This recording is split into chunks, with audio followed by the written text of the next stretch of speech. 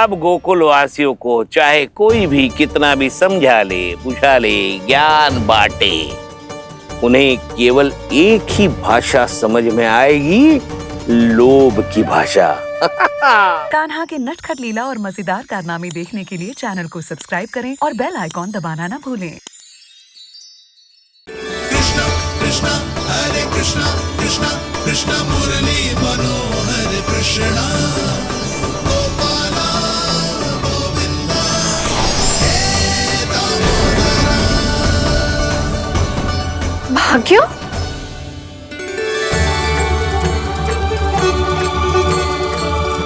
कान्हा, एक तो चोरी की और ऊपर से मूर्ख बना के भागो। ये ठीक ना है, मुझे यशोदा जीजी को बताना ही होगा, और वो भी इसके घर पहुंचने से पहले।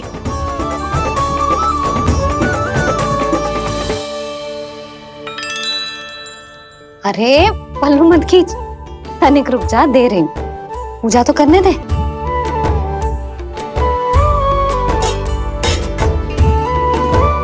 ले, अब जितना मन करे उतना प्रसाद खा।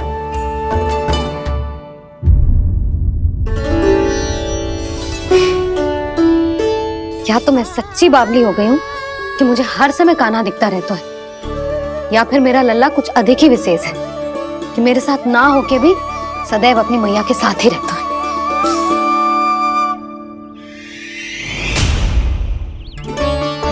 आज तो कैसे प्राण बचे, नारायण ही जानते हैं। मैं तो पाऊ को सिर पर लेके ऐसे सरपट भागो कि पूरे गोकुल में बड़ बोले। इस समय तो बड़ी बड़ी मत हाको, पर असली लाभ तो वानर महाराज ने उठाया है। पूरी की पूरी मटकी अकेले लेके निकल लिए।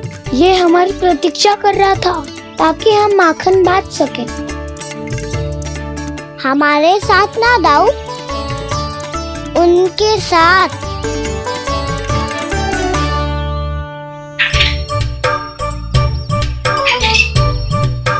मैं समझ गो कान्हा, एक ना सभी जानवरों की भूख मिट जाए, इसलिए गया था तू सावित्री मौसी के यहाँ माखन चुराने। इससे पहले कि वो हमारे यहाँ पहुँच जाए, हमें घर पहुँचना होगा दाऊ, चाहे कछु हो जाए, पर देरी ना होनी चाहिए। इससे पहले कि बहुत समय बीत जाए, हमें ये समझना होगा कि लोभ आदमी की बुद्धि को भ्रष्ट कर दे, तो हमारे सोचने समझने की क्षमता को नष्ट कर दे। तो बहुत समय पहले की बात, एक साधु था, वो सुनसान घने जंगल में रहकर साधना करता था। ब्रह्म ज्ञान को प्राप्त करने ही वाला था कि अचानक से एक दिन उसे एक सुनहरी बिल्ली दिखाई थी। उसने उसे देखो तो सोचो कि ये तो बहुत सुंदर है, इसे तो मेरे पास रहना चाहिए, और उसने उस बिल्ली को अपने पास रख लिया। फिर उसने सोचो कि इसे तो दूध की आवश्यकता होगी और उसके लिए गाय की, तो उसने एक गाय भी रख ली। अब गाय को चारे की आवश्यकता होगी और चारे के लिए भूमि की। नारायण की कृपा से भूमि का प्रबंध भी हो गयो। अब भूमि को जोतनो है, चारा उगानो है, चारा काटनो है, और उसे गाय को खिलानो है। गाय को खिला के उसे दूध निकालनो है, और दूध निकाल के बिल्ली को पिलानो है। कार्य बढ़ गो। अब उसे लगो कि सहायता के लिए 2 जोड़ी हाथ और होने चाहिए, तो उसने विवाह भी कर लियो। कुछ समय बीतो और संतान हो गई, और उसे एक बड़े घर की आवश्यकता अनुभव हुई। इसी प्रकार धीरे धीरे लोभ ने उसे अपनी छाया में ले लिया, और वो नारायण की साधना कर ब्रह्म ज्ञान को पाने के अपने परम लक्ष्य को भूल गो। फिर अनेक वर्ष बीतने के पश्चात उसकी अपने गुरु से भेंट हुई। पहले तो उन्होंने उसे पहचाना नहीं, और पहचानो तो उनने कही कि एक बार, बस एक बार अपने कर्तव्य से भटका था तू, और देख कैसे देखते ही देखते लोभ के जंजाल में गहरे ही गहरे धंसता चला गया। सोचो, कहीं उस व्यापारी को धन के लोभ में अपना वचन देकर आप सब भी जे ही भूल तो ना करने जा रहे। परिवार, घर द्वार, भोजन, सुख शांति, जीने के लिए आवश्यक जिस सब कुछ तो है आपके पास। इसीलिए मुझे चिंता हो रही कि जिस प्रकार उस साधु ने ब्रह्म ज्ञान प्राप्ति का अवसर गवा दिया था, आप सब भी इस लोभ में आकर अपना सुख चैन ना गवा दो।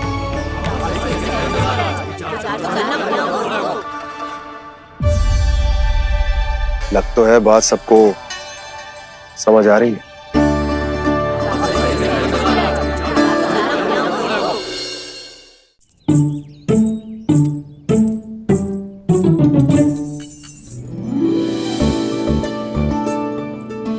भाभी आसानी से ना मिलने देंगी कान्हा से, पर उसे देखे बिना रहा भी तो ना जा रहे हो मुझसे।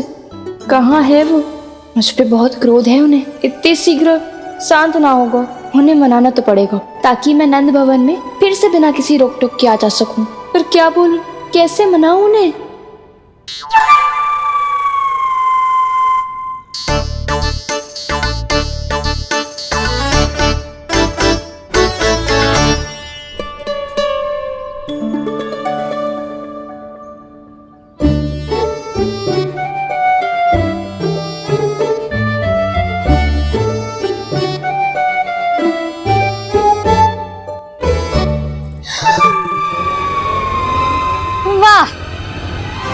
जिसने मेरे लल्ला पर चोरी का आरोप लगायो, वो ही आज मेरे घर में चोरी चोरी प्रवेश कर रही है। नाना भाभी, ऐसी कोई बात ना है, मैं तो बस ये देखने आई थी कि जसोदा भाभी का क्रोध शांत हुआ कि ना? सुन ले जानकी, मेरा क्रोध उसी दिन शांत होगा जिस दिन तू सारी गोपियों के सामने मेरे कान्हा पर लगाया आरोप वापस लेगी। चोरी करेगा तो आरोप ही लगेगा ना जीजी। फिर से आरोप? सावित्री, तू भी? कल तक मुझे ये थोड़ी पता था जीजी कि आपका कान्हा सच्ची में माखन चोरी में पारंगत है। आशा करता हूं कि आप सभी को नंदराज का विचार और संदेश सही से समझ आ गो होगो।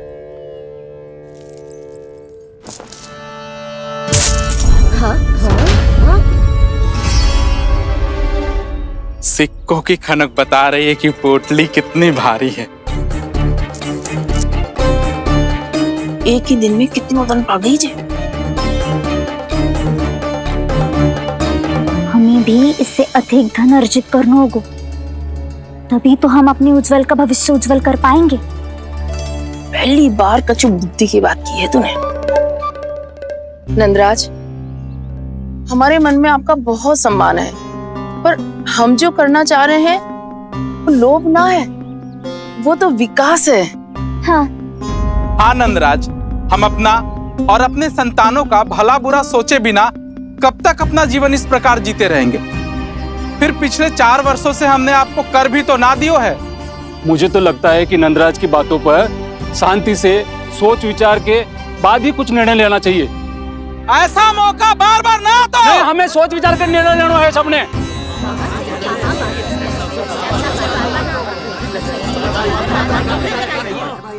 चोरी में पारंगत? हाँ जीजी, उसने टोली बनाई है और उसका नाम भी रखा है चौर्य विद्या प्रसारण टोली, और आपका कान्हा उसका अध्यक्ष है। अच्छा, तो कान्हा पूरी टोली लेकर आया था चोरी करने तेरे घर? और नहीं तो क्या। पर एक बात बताऊं जीजी, मेरे बलदर को देखकर किसी का साहस ना हुआ भीतर जाने का, पर आपका कान्हा इतना साहसी है कि बिना भयभीत हुए इतने भयंकर बैल के निकट चले गए। सच्ची? और तेरे रक्षक बैल ने कुछ ना किया उसे? है ना अचरज की बात। क्रोध के स्थान पर वो तो उसके सामने ऐसे झुको जैसे कि प्रणाम कर रहा है? और जीजी, आपका कान्हा साहसी ही ना, बहुत चतुर भी है। मैंने मटकियां बहुत ऊपर लटकाई थी, पर बताओ कि बिना चौकी के मटकी को नीचे उतारने का उपाय किसने ढूंढा? किसने? आपके चतुर कान्हा ने।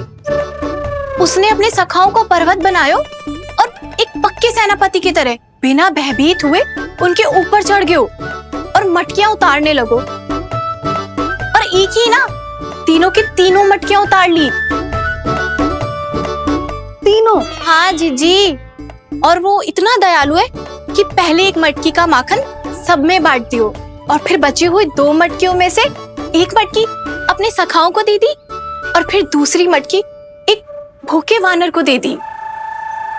और फिर जब मैं उसके सामने जाके प्रश्न करने लगी तो उसने मुझे अपने तर्कों के जाल में उलझाया और बड़ी आसानी से सिद्ध कर दिया कि वो तो परोपकार कर रहा था। मैं तो देखती ही रह गई और शब्द तो ऐसे झड़ते हैं मुंह से जैसे कि फूल। रुक जा सावित्री, पहले तू ये निर्णय ले ले कि तू मेरे लल्ला का गुणगान करने आई है कि उसकी निंदा करने? निंदा करने ही आई हूँ जीजी। जानकी सत्य कह रही थी, आपका कान्हा माखन चोर ही है और बलराम के साथ भागा था। बलराम क्यों? वो तो साक्षात गरुड़ देव की पीठ पे बैठ के उड़ के आयो है, तभी तो तुझसे बहुत पहले आके यहाँ बैठ गओ ना। आ देख ले, आ जा। देखो कैसे बैठ के सब पहरा दे रहे हैं कि कोई पंछी अनाज ना चुगले, और तुम दोनों व्यर्थ में इन सब पर दोष लगा रही हो। कान्हा के निकट जाने का प्रयास भी मत ही करना। पहले मेरे लल्ला पर आरोप लगाती हो, फिर उससे मिलना भी चाहती हो।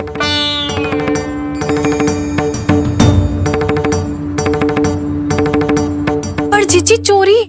अरे उसे तो चोरी का अर्थ भी ना पता होगा। तुम दोनों को नारायण का भय भी ना है क्या? हाँ, मेरे लल्ला पर आरोप लगाने से पहले तुम दोनों को लज्जा ना आई? हे नारायण, अब आप ही बताओ मैं क्या करूं। लग तो है किसी की घोर दृष्टि लगी है कि बार बार मेरे लल्ला पर आरोप लगते हैं। किसी की क्या, तुम दोनों की दृष्टि लगी है।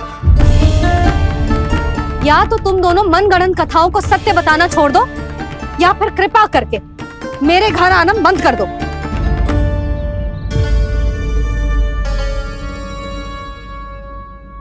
अब दोनों मुंह क्या ताक रही हो? हाँ, जाओ यहां से। और तुम दोनों नंद जी की सभा में क्यों ना गई? हाँ,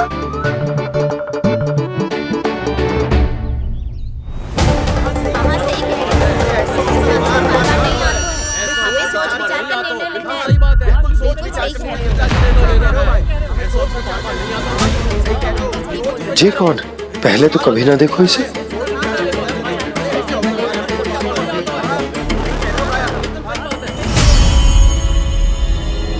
कहाँ को? बस करो।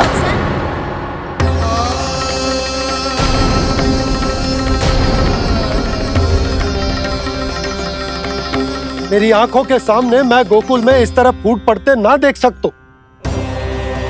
राजा हूं मैं, परंतु आज तक मैंने कोई भी निर्णय आप सब पर ना थोपो और ना ही आज थोपूंगा। मुझे पता है आप सबके पास कल सूर्यास्त तक को समय, इसीलिए मेरी विनती है कि आप घर जाकर रात्रि को इस बात पर पुनः विचार अवश्य कीजिएगा। सोचिएगा कि कोई भी व्यापारी अविश्वसनीय रूप से सस्ता क्रय विक्रय क्यों करेगा जब तक कि उसका कोई छुपा हुआ लाभ ना हो। हमें सोचना होगा कि कहीं हम उसके बिछाए जाल में फंस तो ना रहे।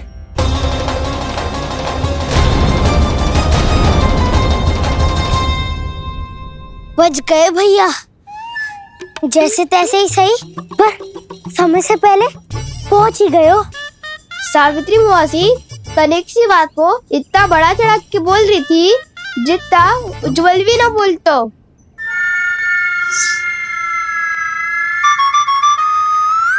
वैसे आनंद तो बहुत आयो, सच्ची। हाँ, बेहतर लगा तो माखन भी तो मिला और परोपकार भी होगा। बता कान्हा, और किसके घर जाना है अब?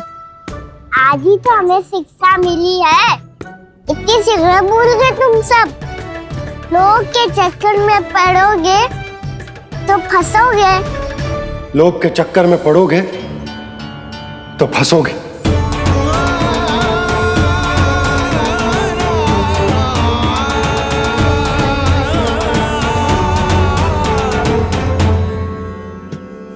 चोर चोर कह रही है मेरे निर्दोष से बालक को। अब तो इन दोनों ने अति ही कर दी है।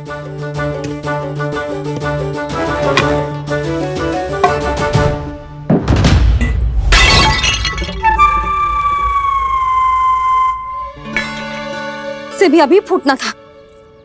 वैसे ही मैं इतनी चिंतित हूं। कैसे समझाऊं इन गांव वालों को?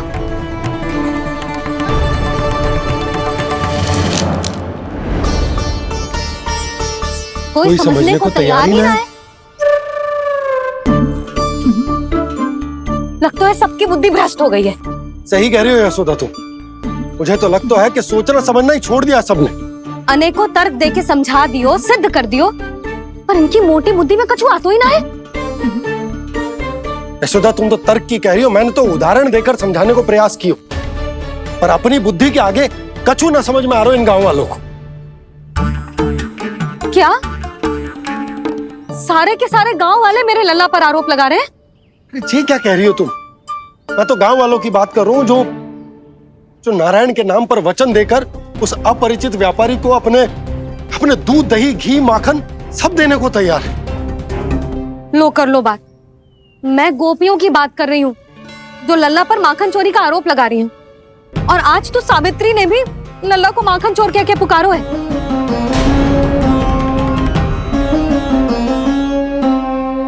सावधान यशोदा, कहीं बड़ा होकर माखन चोर ना बन जाइए। अच्छा ये सब आप छोड़ो, स्त्रियों की बात है, मैं संभाल लूंगी। आप ये बताओ सभा में क्या हुआ? गोकुल में फूट पड़ गई यशोदा, लोभ की फूट।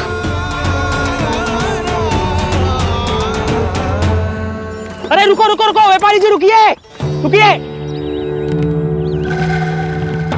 नंदराज ने प्रयास तो बहुत किया था व्यापारी जी, पर कुछ व्यक्तियों को छोड़ करके किसी के कान पे जूं तक नहीं रेंगी। इसका अर्थ फूट पड़ चुकी है लोभ की वजह से।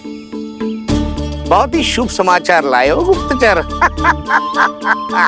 अब शीघ्र ही दिखेगा लोभ का चमत्कार।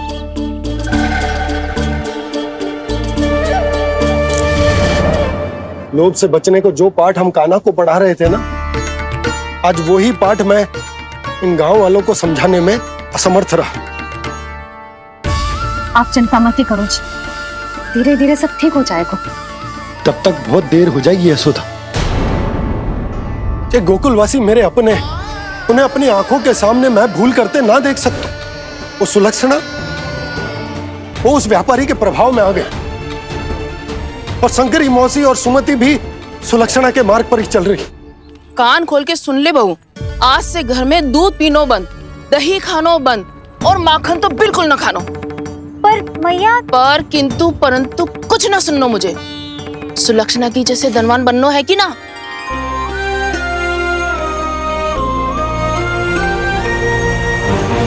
तो फिर जैसा मैं कहती हूँ वैसा कर, तभी तो अधिक से अधिक दूध, दही, माखन बेचकर अधिक से अधिक धन अर्जित कर पाएंगे हम।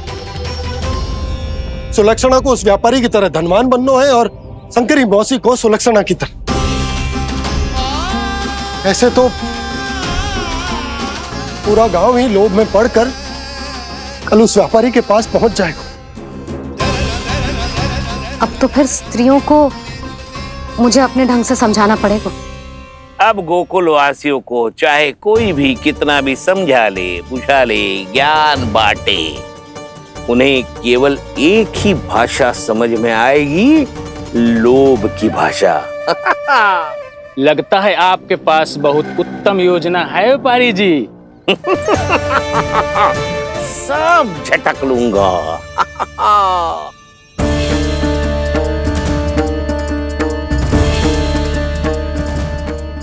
आपको क्या लगता है प्रभु, मैया के समझाने से गोपियाँ समझेंगी।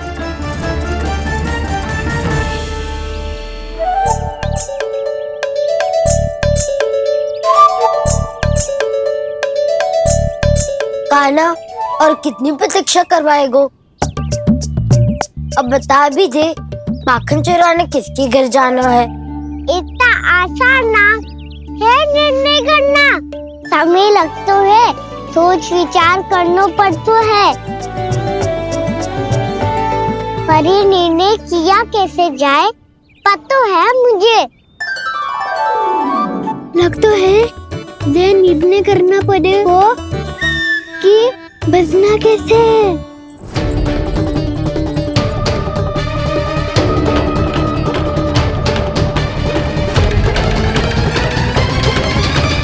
सावित्री मौसी ने हमारे चौरे विद्या प्रसारण के बारे में सबको बता दियो क्या?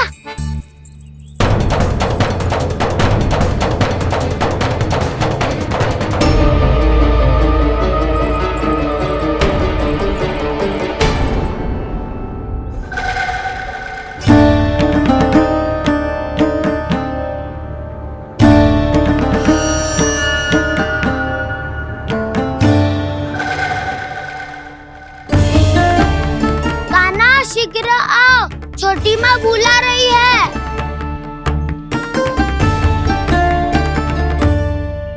अब डांट भी पड़ेगी और कुटाई भी होगी। चौरी विद्या प्रसारण कल ही आरंभ हुआ था और आज ही समाप्त हो जाएगा। सब इतने गंभीर क्यों है आज? गंभीर तो होंगे ही ना दाऊ, क्योंकि मैया आज अच्छा वाला पाठ पढ़ाने वाली है।